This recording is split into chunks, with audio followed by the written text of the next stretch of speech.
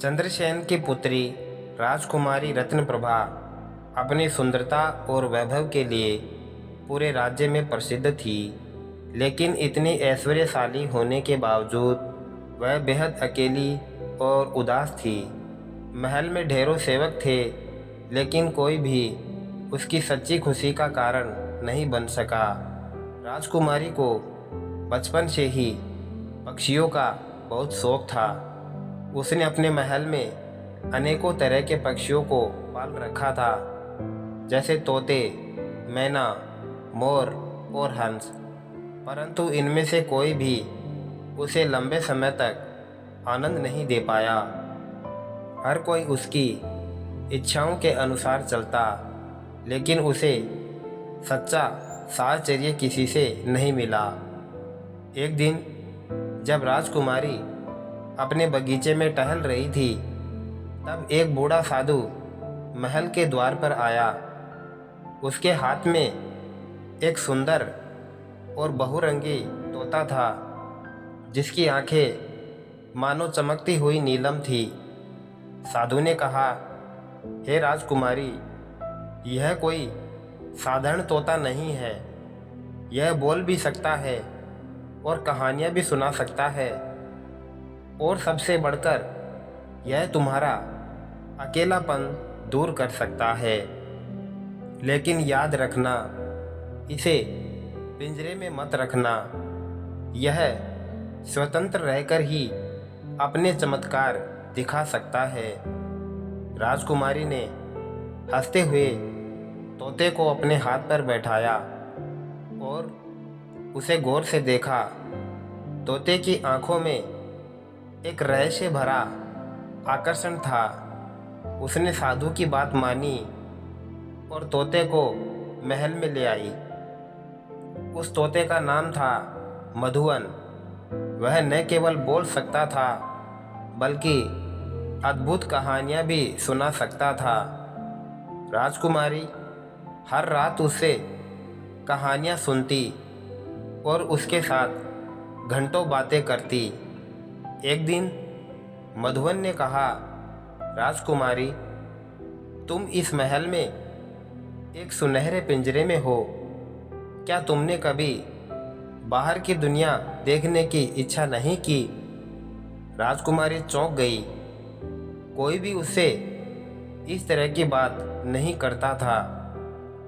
वह सोचने लगी कि सच में क्या महल के बाहर की दुनिया उससे भी अधिक सुंदर हो सकती है। मधुवन ने एक दिन कहा, अगर तुम चाहो तो मैं तुम्हें एक अनोखी दुनिया दिखा सकता हूँ, पर शर्त यह है कि तुम अपनी राजसी पोशाक छोड़कर एक साधारण वेश धारण करोगी। राजकुमारी को यह सुनकर रोमांच हुआ। उसने अपनी नौकरानी से साधारण वस्त्र लिए और पहली बार महल से बाहर निकली। मधुवन उसे एक जादुई जंगल में ले गया, जहाँ पेड़ बोलते थे, नदियाँ गीत गाती थीं और हवा में संगीत बहता था। वहाँ उसने पहली बार देखा कि आम लोग कैसे जीते हैं। वे कठिन परिश्रम करते हैं, हंसते हैं, गाते हैं और सच्ची खुशियाँ मनाते हैं। जंगल में घूमते हुए राजकुमारी को एक झील मिली, जिसके पानी में अजीब सी चमक थी। मधुवन ने कहा कि यह कोई साधारण झील नहीं है। यह झील इच्छाओं को पूरा करने वाली है, लेकिन इसके लिए सच्चे दिल से प्रार्थना करनी होगी। राजकुमारी ने झील में झांककर अपनी इच्छा व्यक्त की, मैं सच्चे आनंद को पाना चाहती हूँ। जैसे ही उसने यह कहा, तो अचानक एक रोशनी चमकी और मधुवन ने एक रहस्य उजागर किया। मधुवन मुस्कुराया और अचानक उसके पंखों से एक उज्जवल प्रकाश निकला।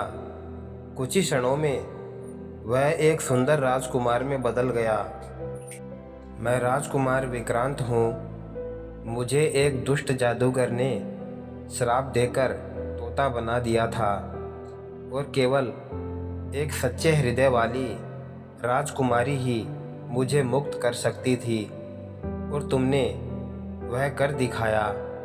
राजकुमारी को पहले तो विश्वास नहीं हुआ, लेकिन जब उसने देखा कि वही मधुवन जो उसका प्रिय मित्र था अब एक सुंदर युवक में बदल चुका है, तो उसकी आंखों में आंसू आ गए। राजकुमार विक्रांत ने बताया कि जादूगर ने उसे इसलिए श्राप दिया था क्योंकि वह प्रेम में विश्वास रखता था, और जादूगर का मानना था कि दुनिया में सच्चा प्रेम नहीं होता। लेकिन राजकुमारी रत्न प्रभा ने यह साबित कर दिया कि प्रेम और मित्रता से हर श्राप मिट सकता है। राजकुमारी और विक्रांत 7 महल लौटे। राजा चंद्रसेन को जब यह पता चला तो उन्होंने खुशी खुशी राजकुमार विक्रांत से अपनी बेटी का विवाह करवा दिया। विक्रांत और रत्न प्रभा ने साथ मिलकर अपने राज्य को न्याय और प्रेम से भरा, और इस तरह एक तोते की अनोखी कहानी जो एक श्रापग्रस्त राजकुमार की थी, सच्चे प्रेम की जीत के साथ यह समाप्त होती है। तो दोस्तों, वीडियो अगर आपको अच्छी लगी तो लाइक और शेयर ज़रूर करें, और ऐसी ही दिलचस्प और रोमांचक कहानियाँ पढ़ने और सुनने के लिए चैनल को सब्सक्राइब कर बेल आइकन ज़रूर प्रेस कर लें, ताकि आने वाले नए वीडियो की नोटिफिकेशन आप तक सबसे पहले पहुंच जाए। वीडियो को अंत तक देखने के लिए आपका दिल से बहुत बहुत धन्यवाद। जय श्री श्याम।